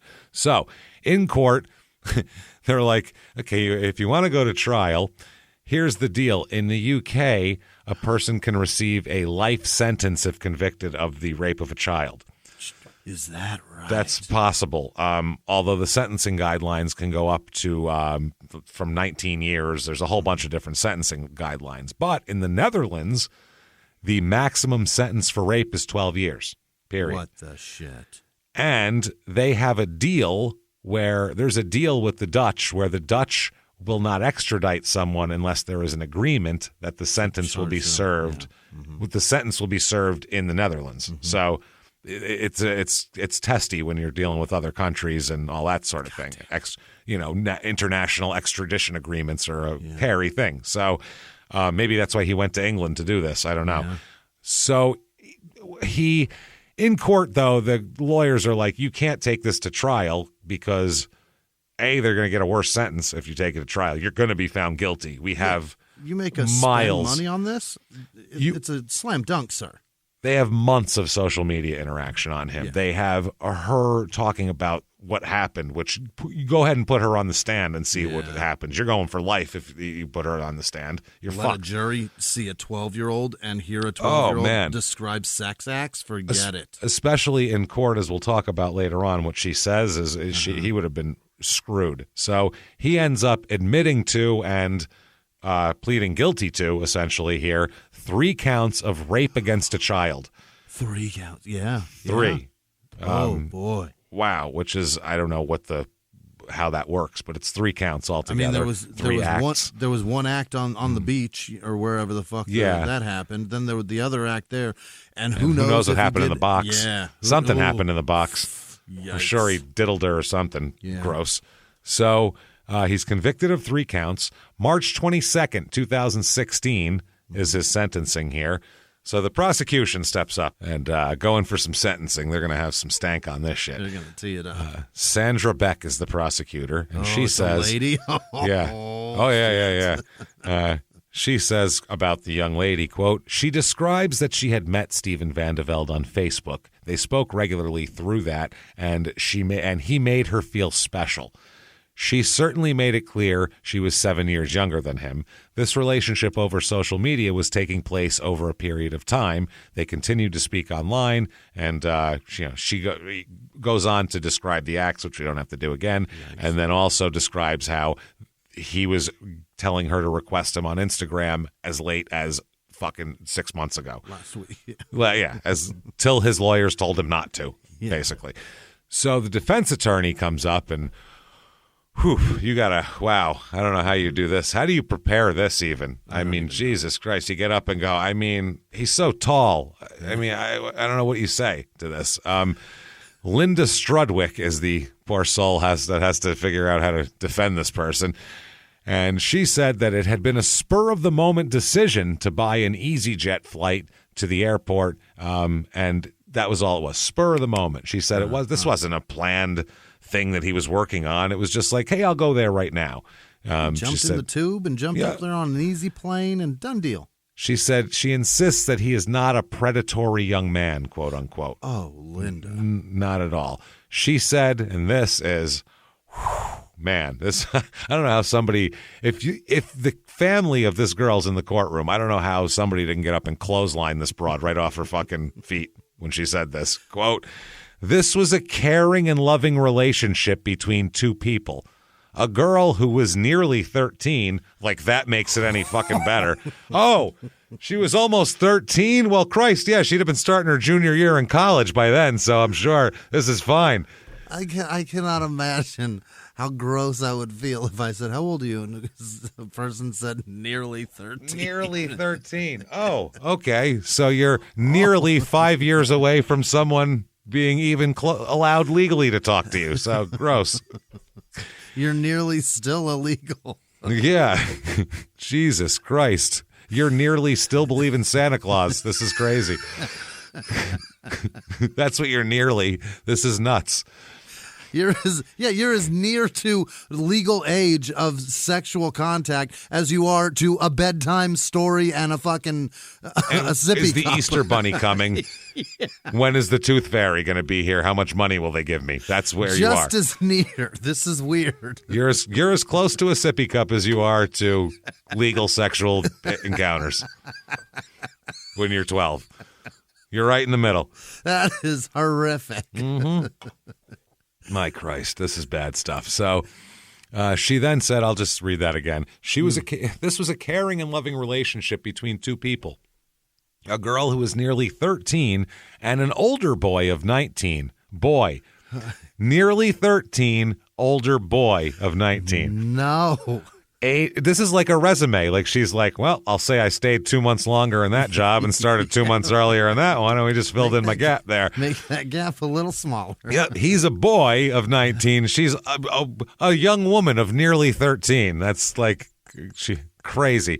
But one who is very young and more of an adolescent. That's what she says about her client here. An older boy of 19, but one who is very young and more of an adolescent.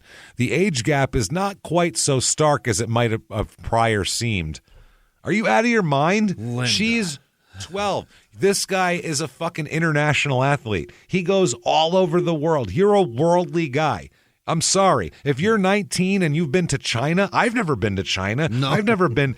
He's been to like 20 countries that I've seen playing volleyball. This is a worldly traveled man. Yeah. He's not a fucking boy. It's ridiculous. He's got a passport and travels by himself. He's fine. He fucking tours like Van Halen, for Christ's sake. You kidding me? This is insane. Just because he still thinks the word penis is funny doesn't mean he's not an adult. Fuck, yeah, exactly. Because he's a jerk-off doesn't mean that he's legally young. Steven did not come to this country for the purpose of having sex, even though that's all he did there. Right. Literally. As soon as he was done, he fucking left. Oh, my God. He made it plain that as far as he was concerned, she was too young. Plain by grooming her, then coming there. Miss A is who they call her in court. We're not going to release her name, obviously. Miss A said she wanted to lose her virginity to him. So?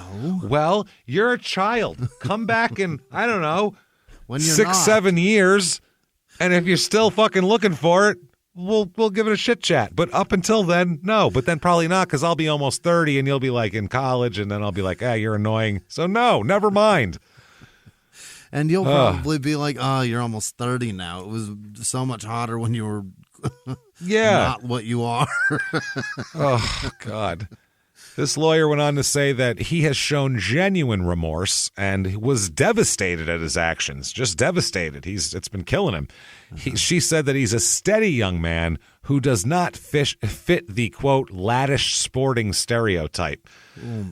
You know, he's not like the, going out Playboy, there sports guy. Yeah, he's not a playboy. He's a steady young man, having only had 2 previous sexual relationships between the ages of 16 to 18. That's what she claims. A handsome fucking 6'6" international athlete's only had 2 sexual relationships. That guy's only had 2 sexual relationships and he's 6'6" and has been to China? Yeah. He has paid for dozens of women, I guarantee you. In all the weird countries he's been in, the teams, they go do weird shit and get massages and... It's gross. Yeah, gross. Despite the good looks and fan base, Steven Van de Velde did not take advantage of his looks for love in a relationship. So despite the fact that women throw themselves at him, he was just too pure for that and was saving himself for a 12-year-old. Either that or they're too old for him. Yeah, you think? Fuck. They began to chat on a daily basis, and I asked this court to accept that this was not grooming. There was mutual support as 2 angst-ridden juveniles. He's not a juvenile. He's 19 fucking years old. Over there you can drink, right? Yeah, 18. Yeah. He bought the Baileys for her. Yeah, right.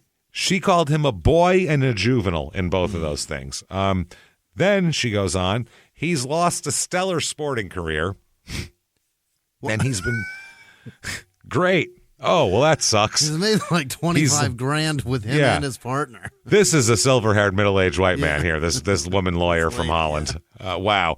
Or from England. He's lost a stellar sporting career, and he's being branded a rapist. Yeah, weird how words have meanings. Isn't that strange? Didn't he plead to it? So he's calling himself a rapist. He won't eat meat. He's being branded a vegetarian. This is ridiculous. Well, guess what? Holy shit. He's lost that. He's a rapist. In Holland, the term means violent sexual assault without consent. Not content. The headline says it all. A sex monster. It's plainly a career ender for him. So... his whole life's been destroyed. You don't need to kick him while he's down is what the thing is. He's just a poor boy. Nobody loves him. He's just a poor boy from a poor family. That's all it is. Rape does not imply violence, lady. Mamma mia, mamma mia. Yeah, no, it doesn't. That's the thing. Rape implies sex you're not allowed to have. Right. That's what it implies. In whatever aspect that is. Sex that is not permitted. Yep. Whether or not she wanted it, that's not permitted. Not okay. Yeah, she's not old enough to permit that sort of thing. Right. So the lawyer then said that he genuinely regrets it. Quote, there's genuine remorse. He's lost his... Wow. So there she says again, it is a career ender. So the judge, now before sentencing... the judge is... No, it's a man. Okay. Judge Francis Sheridan, which is good because I think it's a guy though, and only I would want a guy to sentence this guy. Go ahead, because you got to go. You fucking nobody. A woman's gonna hate him, but we want to choke this son of a bitch because we're like we have like a visceral like physical defense of our daughters type of thing where we're like, you fucking go near a child. I remember when my kid was 12, I'd rip your fucking head off. And it's a protection basis there. Yeah. I will spike it over a volleyball net when I'm done. So Francis Sheridan said, you were a hugely talented athlete who enjoyed the adulation of the crowd, but you also have a dark side. And it is that brought you to this court. Yes, indeed. Prior to coming to this country, you were training as a potential Olympian. Your hopes of representing your country now lie as a shattered dream. Clearly what's coming next is going to ruin everything. This is really good. Your actions in those 2 days in England have wrecked your life, and you could, had you never come to England and committed these offenses, have been a leader in your sport. You had been in the UK for a little over 6 hours when you allowed this girl to give you oral sex. This is rape on account of her age. She instigated that activity as she thought that's what you do when you are, quote, in love, because that's what she testified in this thing. By the way, she also testified here that she has since tried to kill herself because she feels bad because his life is ruined. Because she feels like she did this to him. Yep. Not that he's a pedophile and not her fault. That justifies why the law in England is as wise as it is in prohibiting a child from consenting. A young, naive, foolish young child, two youngs, a child and a naive. That's the correct way to do it. Yeah. Had formed the view that you loved her. In reality, you only knew her on the internet, had never met her before, and were fully aware of the age difference. You, sir, may fuck off. He is sentenced to, this is 3 counts, 4 years on each count. Okay. To be served concurrently, though. 4 years. So he's getting 4 years. 4 years he got for this. And he gets to go home to serve because he's sentenced under Dutch standards. Yeah. So the maximum they could give him was 12. They gave him concurrent. Now he has to do that. He also must remain on the sex offenders registry indefinitely. Good. I would hope so. And also made subject to a sexual harm prevention order. Oh. I hope that's a guy who goes around in front of him going, hear ye, sexual predator, sexual offender order.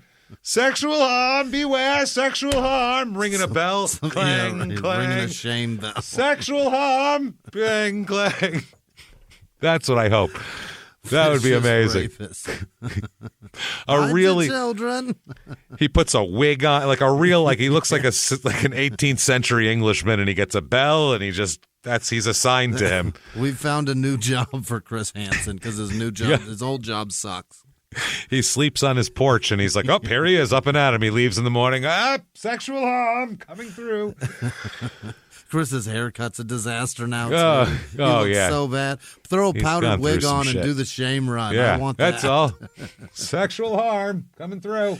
Here he is. Have a seat right there. Have a seat. Have a seat right there. Sexual harm. He's probably got cookies. He's got cookies. I don't know why. I'll ask him. Cookies and condoms.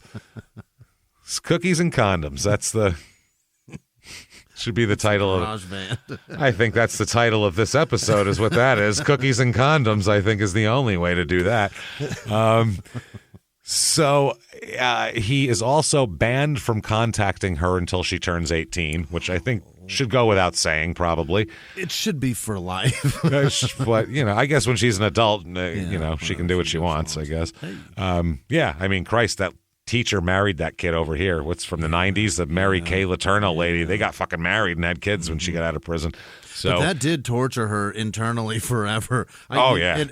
She ended up dying of like 97 different kinds of cancer, the poor lady. Jesus Christ. I don't know. Who knows? Poor lady or not? Probably not. No, probably not here. I don't think so. So the police issued a statement in the court. Yeah. This is like the government statement. Quote, the convictions in today's sentence serve as an important message to people who have been the victim of crimes such as these, or that those that know such crimes are being committed, that they should come forward so that the attackers can be brought to justice and that others can be saved from the horrific ordeal of abuse. The CPS, which is not RC, like CPS took her baby CPS. This is... That's the court is what it's called. That big long title that things were CPS was the acronym for that. So there is that. Where am I? Yes. So CPS will work closely with its partners as it did with Thames Valley Police. In this case, the emotional impact on the victim and her family of the aberrant actions of this man, abhorrent actions actually. They're aberrant and abhorrent. We'll say they're both. Is impossible to quantify. I hope that the convictions and today's sentence give some small amount of comfort to them. Our thoughts are very much with them at this time. So he serves in a Dutch prison. here. Like I said, it has to be a guarantee the person will be returned when sentenced to the Netherlands. So the Ministry of Justice spokesperson said it is this government's policy that a foreign national offender should serve their sentence in their own country wherever possible. So England said the same thing. They want to, why pay for them? Let them do it. All foreign national offenders given a custodial sentence are referred for consideration for deportation at the earliest possible opportunity. So he serves barely a year. Oh. Barely a year he gets for this. Quarter of it. That is wild shit, man. So by 2017, March of 2017, he's out of jail and saying really dumb shit. Really dumb shit. Because he's clear and free and he doesn't care. But he says, indefinite sexual predator. Don't say anything. I feel like the stank is a little lighter over there because no one seems to give a shit. People still play volleyball with him. How are you going to get a volleyball partner? It's you and Pito? So it's us two against you and Pito. His name would be fucking Pito over there. That's it. Yeah. Me and you and Pito? Okay, yeah, there you go. What the fuck, man? Who wants to be his...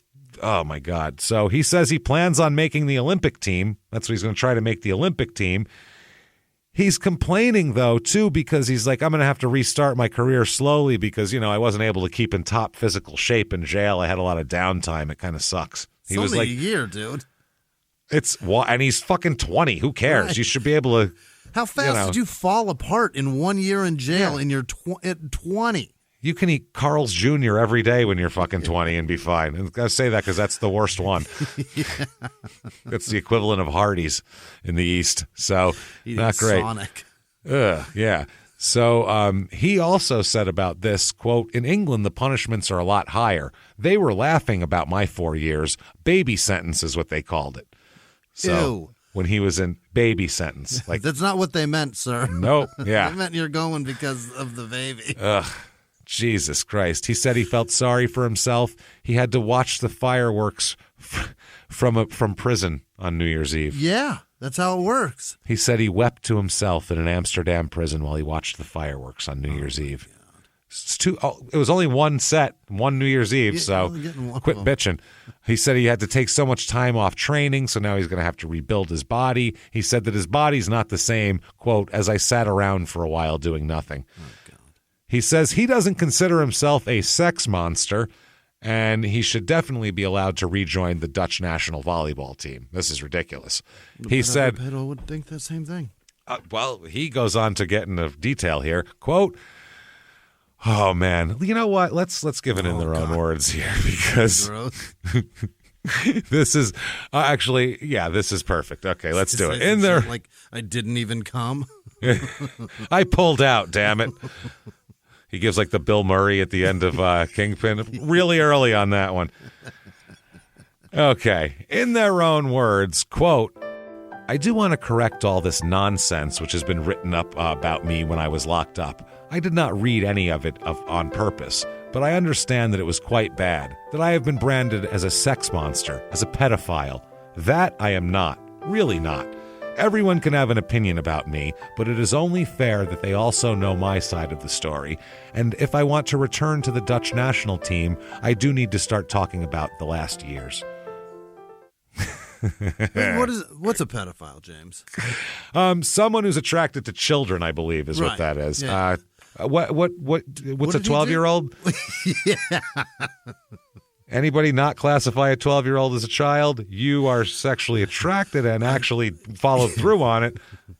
Pedophile. A human being who was born 12 years ago is a child. Going to have to go ahead and say, yeah, that words have meanings. They really do.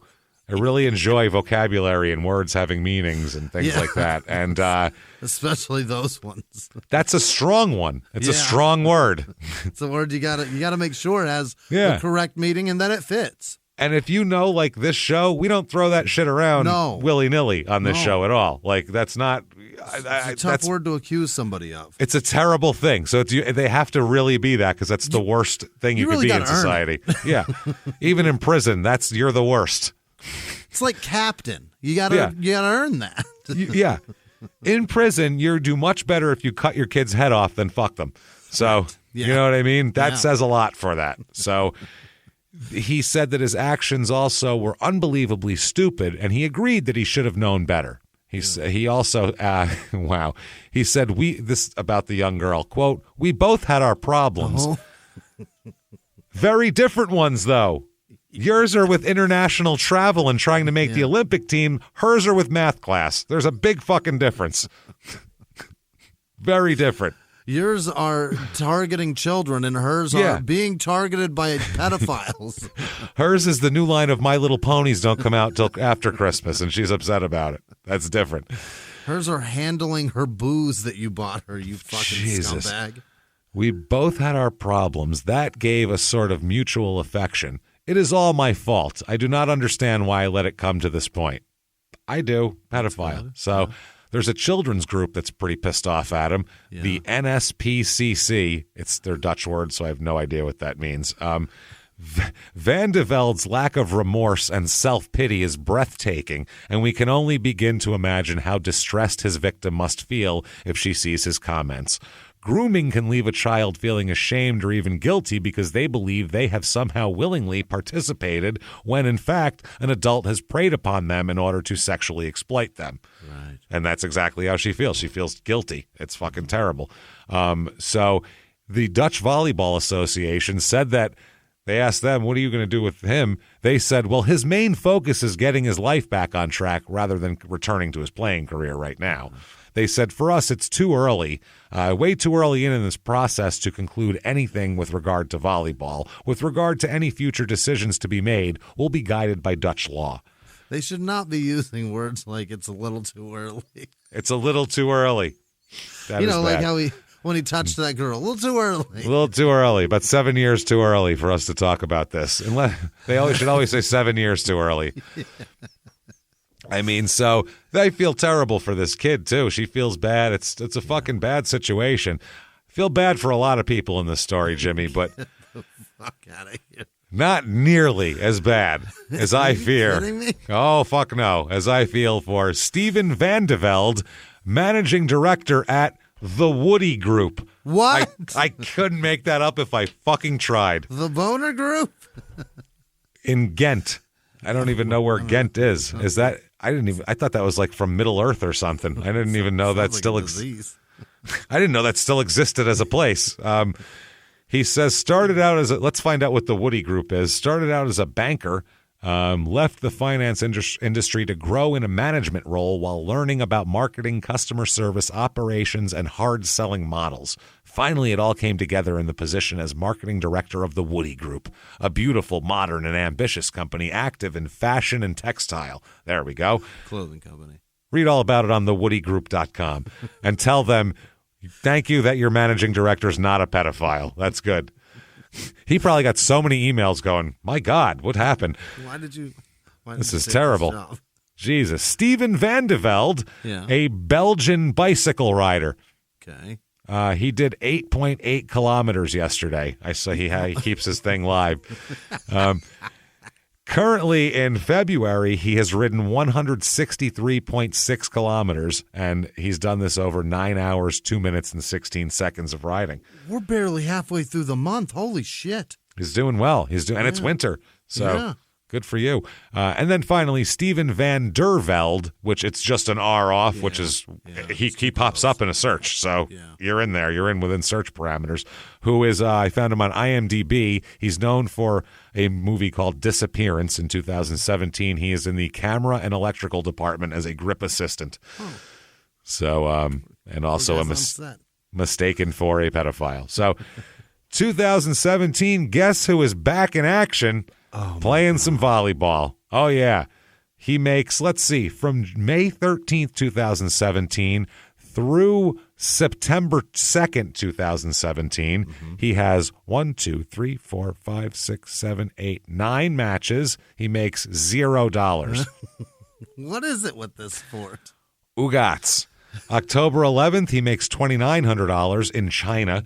Oh. All the way in China, and then that's not him, that's his team made $2,900, and then he comes back October 25th and makes $300 2 weeks later. So useless. $3,200 over a way too long a period. That's it. Fucking terrible. 2018, he makes a couple of bucks, $2,000, but then he doesn't make any money till the next month. And then February, $2,600. In March, he makes $500 one match, $150 another match, $1,000 in May. Didn't play at all in April. I assume his schedule isn't probably. There's probably still some places that are like, we don't want him. We have ball boys and stuff, and they're kids, and we're not going to have him around. Play for free around here. Yeah, it's no good. So $2,000 one day, 0, 0, 1,000, 0, 0, 0, 0. He starts making better money in 2019. Right. August 2019 through November, he makes $2,500 one match. 2 weeks later, makes $4,000. September, rake it in and save it. Better save it. September 4th, he makes $12,000. So he makes $6,000. That's the Rome World Tour Finals. So that's a big one, I guess. Makes $6,000 for himself. Then $3,000, $2,000, $2,600. So, starts to cash in now. Just not, but those are like a month apart. So, plus his travel expenses. I don't know how much like suntan lotion he goes through. It's got to cost him. Is family paying for his life or what? I would assume so, probably. Together with his partner, Dirk Bowley, who somehow was like, sure, I'll be your partner again. Why not? They finished third at the Blooming Beach, Aalsmeer place at the 2018 FIVB Beach Volleyball World Tour. He also was on a team at one point. Some team let him be on the team. Abient Lycurgus Groningen. That's the team here. Whole team. 2019, they win the bronze at the World Tour and then win 5th place at the World Tour Finals in Rome. That's that $12,000 in 2019. So first place probably got you some dough. Through 2019 and 2020. Okay, I'll read off 2019. This is March through July. So this is a good, 4 months here. So we started, $0, $10,000, 0, 0, 0, 0, 4,000, 8,000. Okay. Not a lot. Yeah, and that's split between two people. Somebody else, next up, 2020. This is from March through September 2020. Oh, boy, right in the thick of right at the beginning of COVID and right through the thick of it. Yep, 4,000, 0, 0, 0, 2,500. Okay. Not good. He gets married. What? A fucking hot German volleyball player marries him. Shoot. Named Kim Behrens, Behrens. Gorgeous, athletic, fucking German volleyball player. She's an outside hitter, just like they call him too, which I would call him more of an inside hitter. He's disgusting. She's 2 years older than him. Tall woman, fucking doing great. They get married. They look like, they're going to make 6'8" blonde children. Right. They're fucking crazy. Next up, these tournaments. I'm looking at all through 2021 and 2022. They made $50,000 in one tournament. The World Tour Finals in Sardinia. They made $50,000. Otherwise, the most they made was $10,000 in a day, and a lot of the times it was $1,000, $2,400, that sort of shit. This is peak playing for him, though. Now, this is not lucrative. It's really not with all this travel. I would assume you have to be like an Olympic champion that would then get sponsorships and hosting gigs and things like that. But he's not going to get any of that, obviously, because he's a pedophile. You can't have him giving things to children. Especially now, he's not going to be like a suntan lotion. Nothing that can be used as lubricant is going to be fucking. You're not going to have a pedophile be the spokesman for it. Especially keep him away from the tanning oil. Yes, definitely. He's winning matches though. In 2022, I see him winning a bunch of matches, doing pretty well. So if you can't get enough of him, I don't know, be 12 and on social media. Or head over to the Netherlands and catch a fucking beach volleyball match. But that is Steven Van de Velde, quite the asshole, quite the piece of shit, I would say that is. I'm going to go ahead out on a limb here and say he's up for a scummy. He's going to be up for a scummy. Right? It's Buck Zumhoff level almost, because that was his daughter. That would have been way worse. But this is gross. Very recently. This is disgusting. Shopped for babies. That's gross. This is gross. And by the way, the Scummies are coming up in a couple weeks. Yeah. We are going to make the Scummies a whole episode. We're going to do the this year Scummies, obviously the last calendar year. Then we're going to do also a all-time Scummies on the same episode. We're going to take all the long formers, you know what I'm saying? All the ones that were long, that we're going to cut it off right there, and that's going to be your all-time, ending with Lawrence Taylor. That'll be the last one eligible for an all-time Scummy, and we are going to have all-time Scummy awards, which is going to be amazing. Amazing, because it's going to be all the winners of Scumbag of the Year, all the winners, and they're all going to go up against each other, and we're going to see who is the worst person who ever had a long-form crime in sports. We can't wait to do that. We should do a rest bingo one year, too. Oh, sure. At January 1st, we draft and take 9 players, or however big bingo is. We could do it for seasons, even. We could do it like, we could break the year up into 3 seasons. Yeah. You know? And then somebody wins a prize. There's got to be a prize. We'll send out something. We'll send out some merch or something. We'll make a trophy. That'd be great. We should. Make a trophy for scummy winner or something. Scummy winner, and then send it to them. So, we're going to have the Scummy soon, so look out for those. And he's going to be definitely a candidate for something. I'll tell you that much. He's going to be up for Scumbag of the Year. I'm going to tell you right now. He's a piece of shit. Oh, my God. His wife better keep a close eye on him and don't have children. No. He likes 12-year-olds, and especially just the way he's like, I had to watch the fireworks from the lack of remorse is crazy. You're lucky you weren't in jail for 20 years, you asshole. Yeah. You kidding me? You could have got life. You penetrated a 12-year-old. Are you nuts? More than once. Are you fucking nuts, dude? That's awful. Yeah, in more than one place. Are you out of your mind? Disgusting. So can't imagine. Voluntary or not, I feel like I'd throw in kidnapping on that too. Yeah. Like she lied to her parents and went with this fucking adult who knew that. Yeah. Kidnapping. Fuck You're you. right. Gross. So if you like this show, if you like the show in general, tell the world about it. Get on whatever app you're listening on. It does help out the show a lot. And give us 5 stars and say something nice. It's just for business purposes. We swear it's not for our ego. Couldn't care less, but we do care about people seeing the show. So do that. Head over to shutupandgivememurder.com and get everything. You got merchandise there, tickets to live shows, Seattle and Portland coming up in March, tickets to live Small Town Murder, and we have kicked the year off very strongly in Cleveland and St. Louis. Great shows. Thank you Amazing. guys so much. Thank you so much. Get your tickets. Don't miss out. We added an extra show in Seattle. We added an extra show in Portland. So check all that out. And there's the Pittsburgh and Detroit shows are still on sale. Yep. I understand people have been saying, I wish they would put Chicago on sale. I wish they would put this one on sale. I wish they would put that one on sale. They want to make plans. We wish totally get it. You have no idea behind the scenes the fucking pushback we have given on this. And we got it phone is calls tomorrow about it. It is. We're working on it. I'm doing it as soon as possible, and we really want these tickets on sale. We wanted them all on sale in December, and we didn't have say in that, unfortunately. We're just not at that level of having say over large corporations of when we're allowed to do shit. So, get your tickets now. It's going to be so much fun. Shutupandgivememurder.com. Also, get your tickets for the virtual live show. April the 20th, our 420 show. I'm going to get Jimmy good and stoned, and it's going to be amazing. I'm going to make him laugh very hard, and he's going to make me laugh very hard, and we are just going to have so much fun. Laugh hard. And together, we will make you laugh very hard. That's how it works. So we're going to have a lot of fun. Get all of that at shutupandgivememurder.com. Those tickets are on sale right now, by the way, virtual live show. And the show's available for a week after the show as well, so you can watch it as many times as you want. You can miss it the first night and see it the second. Do whatever you want with it there. Stick it up your ass, swirl it around. I don't care.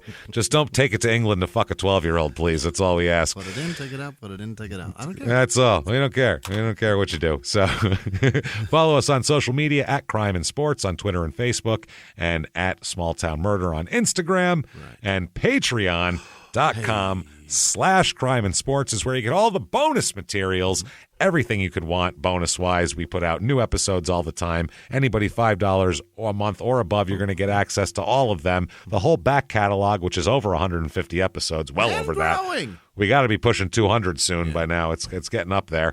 Not only that, but we put out new ones every other week, and that is One Crime in Sports, One Small Town Murder. You get it all. For your low price of $5 per month. And for this week, what you're going to get for Crime and Sports, we're going to talk about And One. The sneakers, the awesome, crazy mixtape deals with the fucking basketball games and, all of that shit. A lot of fun, the subject. How to go from cool to Kohl's in 10 years. Empire to embarrassment. Yep, empire to embarrassment. Cutting edge to Kohl's, man. Very, very bad. And then for Small Town Murder, we're going to talk about something I've had on our list for so long because it's just such a crazy subject. We're going to talk about sex in Jonestown, sex in the People's Temple, to be more specific, because some of it's before Jonestown. That is Jim Jones and all of that, and the Kool-Aid and everything. But we're not going to talk about that. We're going to talk about the sexual aspect of it. Who was fucking who? Yeah. What happens when one guy has complete control over the lives of 1,000 other people, including sexually? Yeah. Very weird shit happens. So join us for that. Patreon.com/crime and sports. Now I'd like to hear about the people. Tell me about these people who would never, ever groom children and fly to England to have sex with them, but they have given us money. Tell me about these people. Hit me with these names right now. This week's executive producers are Corporal Carl Kirshner and his birthday bride, Christy. They're celebrating their anniversary and her birthday. Happy anniversary. Thank you. And happy birthday. Also, Moto Fab, Susan, and John McQuilkin. They came to our St. Louis show and thanked us. Cool. Thank you so Thanks much. For coming. Yeah, Jordan Bennett, Midnight Wombat. She brought me a cigar in a fucking humidor tube. It's very, very thoughtful. Gorgeous. Maddie Lynch brought me, she's a talented baker. She brought us cookies with our faces on them. They're very nice. Morgan and Leah in Pittsburgh, Nicole Anderson and Kelly Ray, Jennifer Krimmel, Ayla, Krista, Dylan, Liz, Gary, Derek, and Ash. Remember Derek from Stand Up Live? He was there also. Jacob Waltrip and his 5-month girlfriend who bowled with me in St. Louis. Thank you guys so much. For everything you do. You're fantastic. Other producers this week are Esteban, a.k.a. Cirque. I guess that's a nickname. I don't know. Sure. I don't know what you do, Esteban, but Cirque sounds frightening. Sounds badass. Don and Jess Voss, Lisa Noble's sister Robin, happy birthday. Jim Ignatowski, I think that is. Reverend Jim. There it is. WWWF, great Steve King. I don't know. Old school there. Fucking old school is what that is. That's Gary. He brings them hard. Peyton Meadows, Jimmy Dixie. Jimmy's Dixie Normus. No, it's not. Don't spread that rumor. It's horrifically small. Horrifically medium. Alan Hunkin. Tiffany Gonzalez says, eat your checkers, James. Eat your checkers.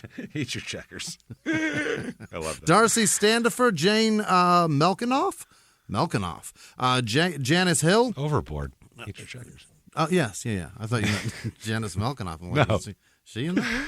Jane Melkinoff. All right. Stephen Lynch, but not that one probably. Carolyn Bonkoski. I don't know. Jennifer. Michelle Mixel.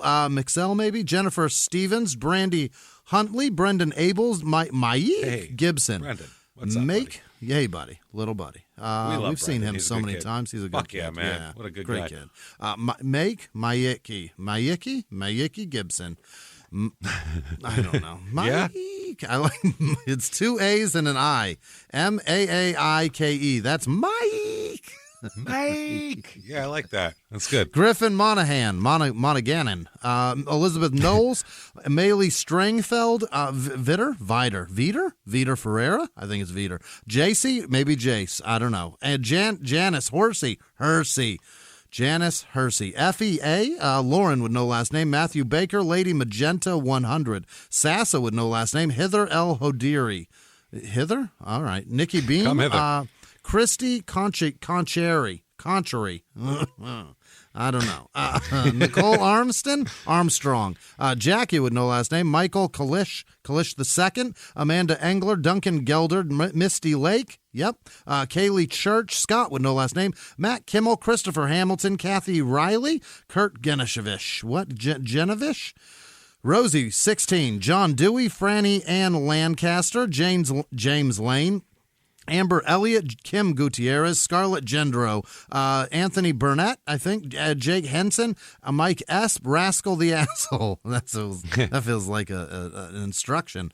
Sarah Holland, Luz Lino, Reyes, Heaven Instead, Gabriella Novak, Tadia with no last name, A. Witz, Ted Perron, Chance Bosquet. That's a cool name. Christina Wilson, Tracy Rambo Harris is even cooler. Tim Varanzan. Yeah, that's Varanazan, that feels like a drug. Mickey Callie, Anthony Simmons in the UK, Elizabeth Weddick, Ronald Murphy, Alyssa Roybal, Paul Mitchell, not the hair guy. Wow, well, he has enough money from his hair supplies. Yeah, Paul Mitchell and VO5, Michael Mertens, John Brophy, Victoria Hines, maybe Hins, Laura Marker, James Wiggers, Allison Hawking, Ren Keegan, Lauren Gazin, Yassine, B.L. Duff Fishing, Zane Carl, Heather Washburn, Patty Butters, Tracy Barber, Trisha Ogle, Cody Sruber. Saruber. Servadov. Blazing Saddles guy. God damn it, I started. Tara Snyder, Kristen Henson, Senseless Slevin, Brian with no last name, Dave Clarion, Aaron Snyder, Gina with no last name, Russell Johnson, Casey Heinrich, Colin King, just King, Heidi B, Stina Nilsson, Mark Chappis, Trish with no last name, Mark Brown, Regina Ebner, Josh James Foster, Katie Phillips, Renee Lupfer, maybe, Greg Bradshaw, Beatrice, Queen Bee Krakow. Happy Valentine's Day. Butch Howell. Krakow. Butch Hall. Jenny Dorsonville. Sydney Portis. Catherine Mazer. Sarah Slattery. Elizabeth Pigot. Carrie Keener. Melissa Gray. Amy Mack. Ellie with no last name. Christy Brinkerhoff. Kat McGowan, Tommy Duggan maybe, Liz Lawson. Jim's brother. Likely. Tommy and John. Jim? It was Jim. Yeah, excellent. SM, Lake Elliott, Whitney with no last name, AC Brown, Erica Rangel, Adam Stokes, Courtney Kleppinger, Andre Hance, April Warner, Lexi McClellan, Wes Rager, Merk Haynes, Caitlin Buchanan, Silas Pritchard, Takan Oborodso. What?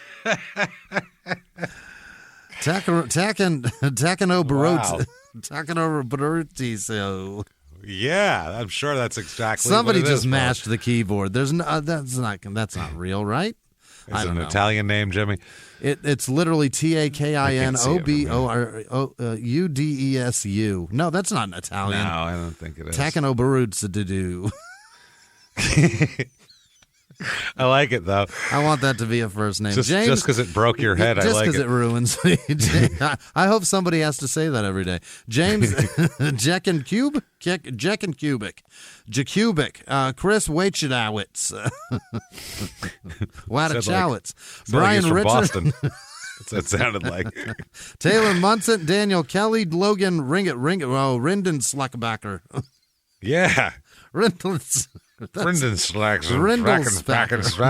I feel like the coach. Zach Abbott, no car started. Struggling's going to tell me the coach otherwise. from Rookie of the Year calling him Riggensperger. Paul Joggers, Grant with no last name, Asha with no last name, Anthony Gutierrez, Daniel Maldonado. Maldonado? Is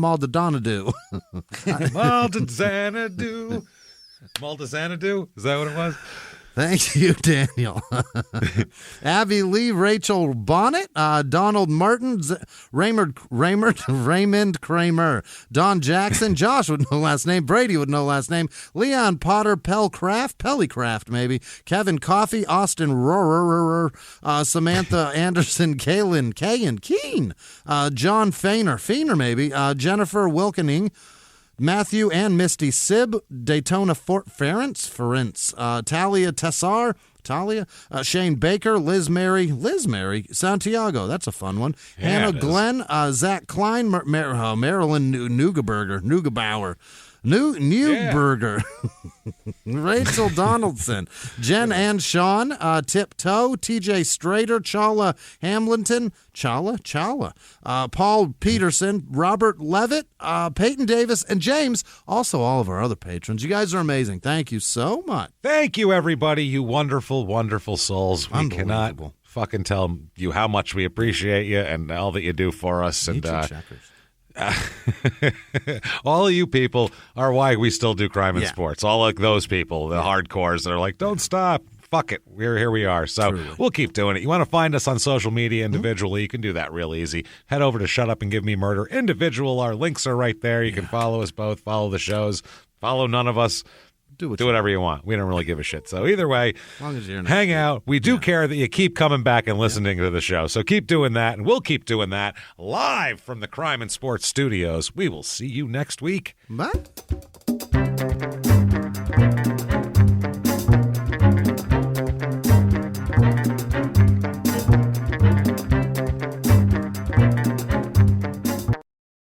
If you like crime and sports, you can listen early and ad-free now by joining Wondery Plus in the Wondery app or on Apple Podcasts. Prime members can listen early and ad-free on Amazon Music. Before you go, tell us about yourself by filling out a short survey at Wondery.com/survey. Have you ever gotten a message out of the blue? Maybe you ignore them. Or maybe you end up in conversation. Maybe they tell you about an amazing offer. I can really show you how to make some money. And maybe that gets you into a lot of trouble. But this isn't a story about people like you, the people receiving these messages. This is a story about the people behind the messages, on the other end of the line. Thousands of them, working in a microcity built for scammers. From Wondery, the makers of Dr. Death and Kill List, comes Scam Factory, a new series about survival at the expense of others. Follow Scam Factory on the Wondery app or wherever you get your podcasts. You can listen to Scam Factory early and ad-free right now by joining Wondery Plus in the Wondery app or on Apple Podcasts.